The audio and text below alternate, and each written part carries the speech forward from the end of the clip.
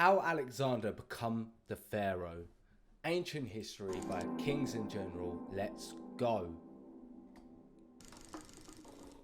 In our previous episode on Alexander the Great and his conquests, we detailed the Macedonian king's dramatic siege of the defiant Phoenician city of Tyre in 332.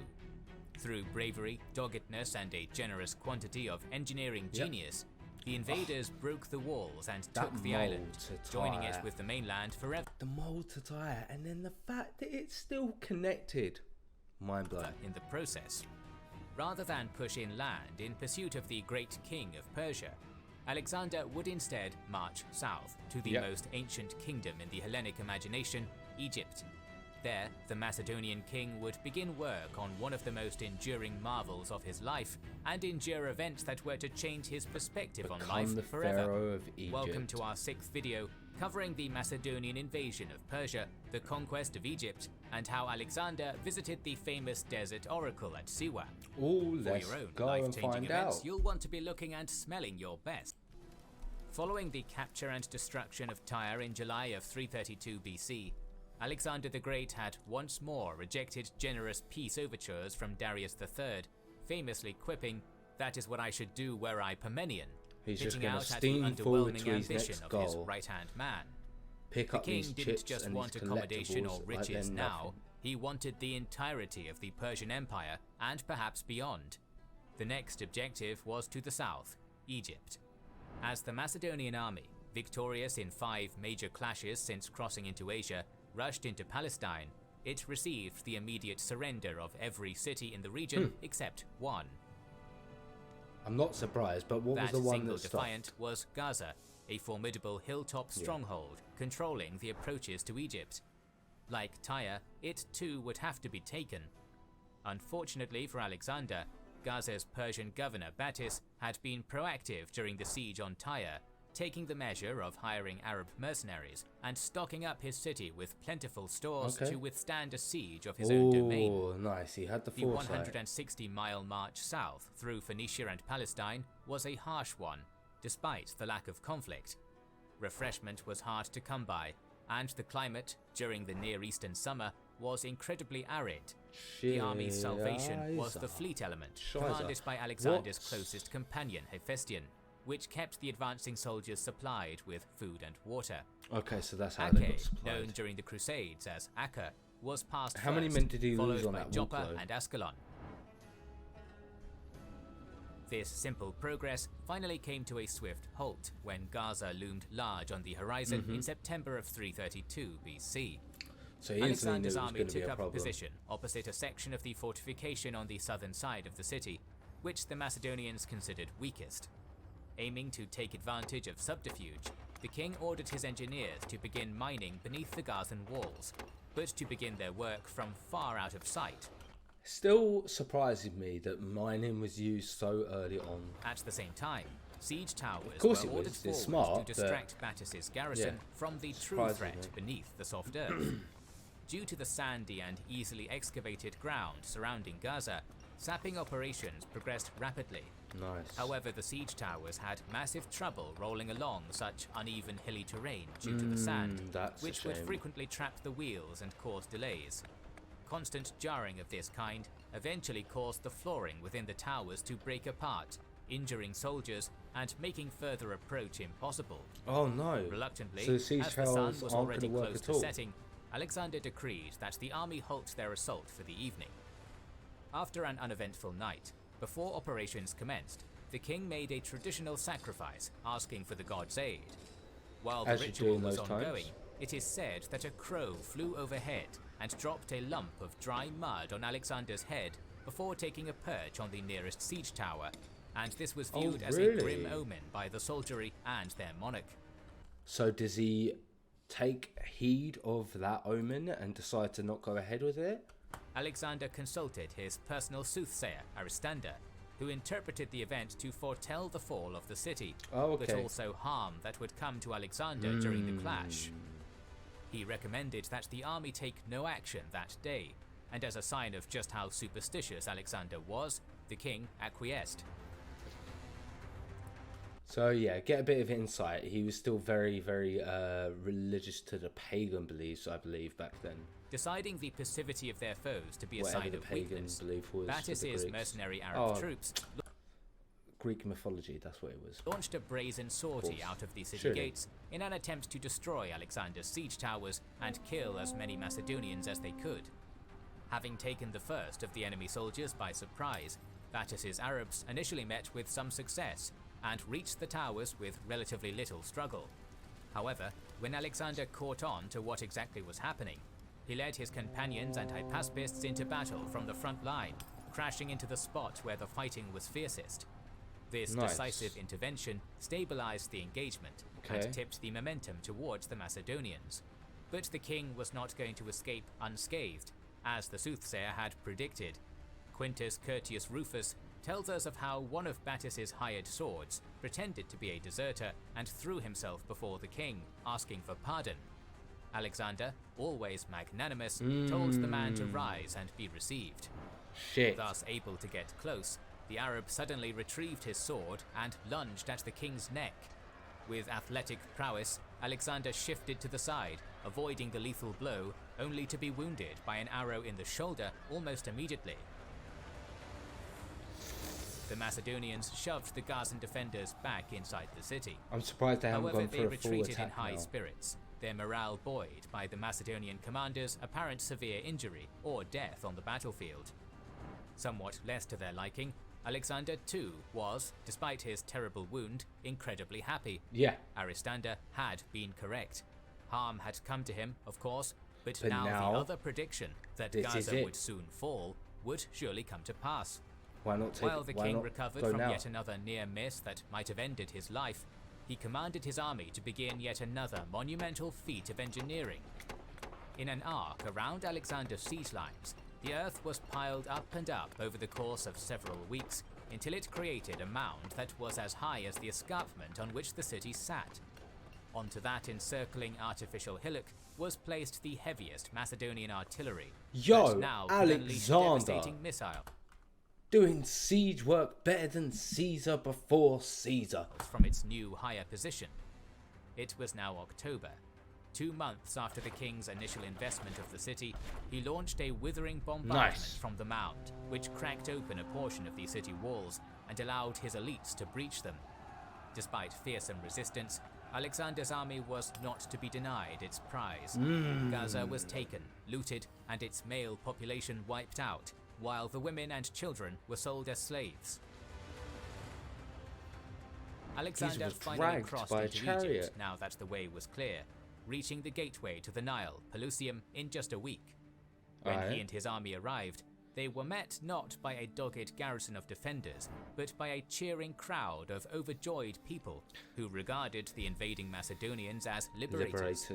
As the Romans would in a later age, the Persians had treated Egypt as an exploitable breadbasket for centuries, ruthlessly crushing unrest and suppressing the native religion. The Egyptians, in turn, reviled the Persians. The Achaemenid governor, Mezakes, realized his unstable position and received Alexander with friendship, granting the king open access to Egypt and its treasuries. From Pelusium, Alexander sailed up the Nile to Memphis, the ancient capital of the Nile kingdom in its days of strength. In contrast to the first Achaemenid conqueror of Egypt, Cambyses, who is said to have profaned the divine Apis, Alexander showed himself as a friend by offering the god special sacrifice. Then, on November 14th, 332, the priesthood at Memphis placed the double crown of Upper and Lower Egypt, symbol of the pharaohs, onto Alexander's head and gave him the traditional scepter and flail. The ruler of Macedon was now also Pharaoh of Egypt, god and king all at once, son of Ra and Osiris, Horus the Golden One, beloved of Amen. For a man... Yes! So fucking sick. So fucking sick. Becoming a pharaoh of Egypt, man. So fucking sick. I bet he was always been so curious about his potentially divine origins. Given the words of his mother Olympias, the impact of this latest enthronement can hardly be understated. No, it must be such a big thing. The new pharaoh departed Memphis in January of 331, sailing towards the Mediterranean until he reached Lake Merotis. There, inspired by the quality of the site opposite the island of Pharos, Alexander ordered that planning and construction efforts on a new city begin immediately. So enthusiastic was Alexander about this new project that he supposedly designated the layout of the town and the limit of its defenses himself. That city would, over the next few decades, become Alexandria, the cosmopolitan capital of the ancient world. And laborers continued preparatory work on the new Greece-facing city. Alexander found himself consumed by a sudden desire to visit a famous oracle of the god Zeus Ammon. This religious figure had previously been consulted by King Croesus of Lydia, Athens during the Peloponnesian War, and many other historical giants. It was seen with equal reverence to the oracle at Delphi. The problem was that this oracle resided within a desert oasis known as Siwa, fully 300 miles distant to the west. Alexander no doubt wished to discover more about his divine parentage, and the Siwa oracle was the perfect place to receive this godly information, given that the Egyptian Amen and Greek Zeus were generally viewed as different interpretations of the same god. It is said that during a war among the gods long ago, the Hellenic pantheon transformed into animals and fled to Egypt. Aphrodite, for example, was said to be Isis under another name. Other less esoteric motivations were also present. A crucial stage of the campaign against Persia was upcoming, and divine backing would be a great boon. Setting out in late January with only a small band, among whom was the future Egyptian ruler Ptolemy, Alexander travelled 170 miles west along the coastal road and eventually reached the small settlement of Peritonium on the borders of Cyrenaica. There, the adventuring king received a delegation of emissaries from Kyrene. They granted him a number of grandiose gifts, including fine horses and chariots, and he concluded a treaty of peace and alliance with them. The party then continued on their way, turning inland from the Mediterranean. What followed was a grueling slog through the parched, desolate, and utterly inhospitable Libyan desert. The band's water supplies ran out 4 days into the venture, but they were saved by a great rainstorm that came just at the right time. Not content with just dehydrating the Macedonians, the desert then saw fit to disorient them as well. Khamsin desert winds picked up, blasting away all landmarks in a withering sandstorm that made Alexander's guides lose their bearings. Finally, almost a month after setting out from Lake Merotis, the party managed to follow a flight of birds to the verdant Siwa oasis, which they reached in late February 331. While the group remained behind and enjoyed the relative luxury of the oasis, Alexander went directly to the temple. The head priest waiting for him to get the information straight away. Son of Amen, good God, Lord of the two lands, and then ushered him inside. As Literally, Arian puts Alexander it, getting the respect on his put name his question he needs. to the oracle and received the answer which his heart desired.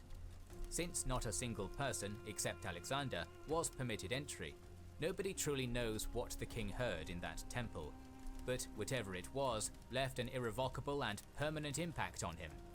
Plutarch, writing almost half a millennia later, tells us that Alexander, upon gaining entry, asked the oracle whether or not the murderers of his father had been punished for their crime. To this, the oracle responded that the king ought to guard his tongue, since his father was indeed immortal and therefore could not die. The implication is quite clear.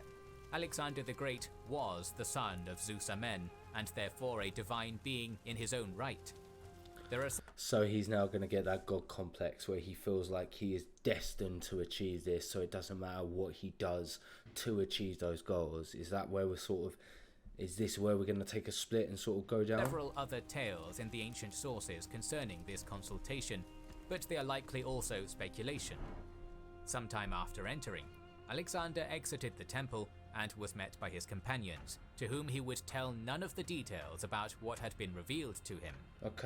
After rewarding the Siwa shrine with plentiful gifts of gold, the party returned to the embryonic city of Alexandria by the route they had come.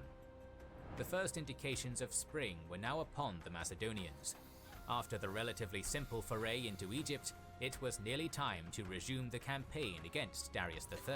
He had to go do his personal bits and pieces, but now it's Before back the Titans locked to horns go again, time. however, there were important administrative matters to conclude. Oh, maybe not Leaving just the yet. great work at Alexandria in the capable hands of his builders, engineers, and architects, Alexander sailed south to Memphis, where he was once again infatuated by the ancient city's air of quasi-divine pharaonic majesty. The monarch was fawned on by his Egyptian subjects as though he was a deity on earth, and artists began depicting their new beloved ruler on temple walls across the country. Peter Green implies that Greek What emissaries actually began to understand Alexander's change in personality and a newfound love for Oriental divinity, realizing that it could be exploited for their own ends. Several embassies of Greeks were waiting for the king at Memphis with petitions, all of which, Arian tells us, were generously granted. It is tempting to say that their flattery might have swayed the king, but it is equally possible that a mix of success and elation at the Siwa revelation had Alexander in a good mood. Beyond mere emotion, Alexander also had a more pragmatic motivation to begin treating the Greeks more gently at the beginning of 331. As feared, Persian assistance had allowed Sparta's king Agis III to start making trouble at home. Throughout Alexander's time in Egypt, Agis had managed to take over most of Crete, and stood poised to attack the mainland with a large mercenary force. The situation was a volatile tinderbox just waiting to be lit, and being unduly harsh to other Greek states seemed likely to make the situation explode more violently. It really would. Alexander paid special attention to the governance of Egypt, which he immediately viewed as both a plentiful cornucopia and a potential threat.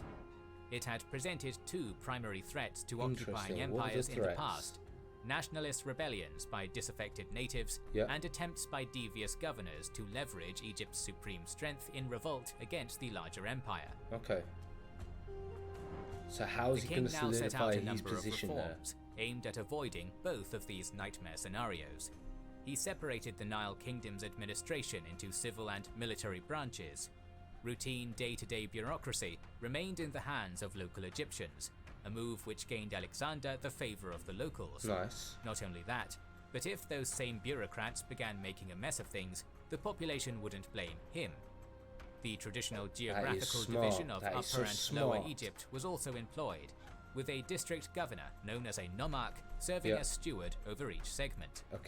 Geographical divide and rule tactics of this kind were also used on the military front, although Greeks were employed rather than Egyptians. For the military the side of country's things, eastern and once western again, it does districts make sense. would be commanded by Cleomenes of Naucratis and Apollonius, son of Carinus, respectively. Macedonian garrison commanders were also instituted at Memphis and Pelusium in order to keep order in the delicate, fertile, and often revolt-prone breadbasket that was Egypt. With matters of governance finalized, Alexander took his whole army back north to Tyre. So he's done some groundwork to keep that. Darius had been using the time since his defeat at Issus to gather a fresh, even more numerous force to throw Alexander back. This army was made up of a multitude of peoples from every realm of Asia still under Persian control, including India, Scythia, and Bactria. Predominant among the Persian aristocracy was Bessus, governor of Bactria, who not only brought to bear a powerful force, but also possessed kingly ambitions. The stage was set, and the curtain was about to rise on the final great battle between Macedon and Persia, the Battle of Gaugamela. And our video on that battle is on the way, so make sure you are subscribed and have pressed the bell button to see it. And you know I have, and I hope you guys have as well. If you haven't, you should head over to the channel, links in the description box down below, hit the subscribe button, hit the notification bell, and check out some of their content. Kings and Generals always do a good job. If you enjoyed my reaction to this video and looking forward to the next one, you know what you need to do. You need to like, comment, subscribe, hit that notification bell, and I'm going to catch you in the next video.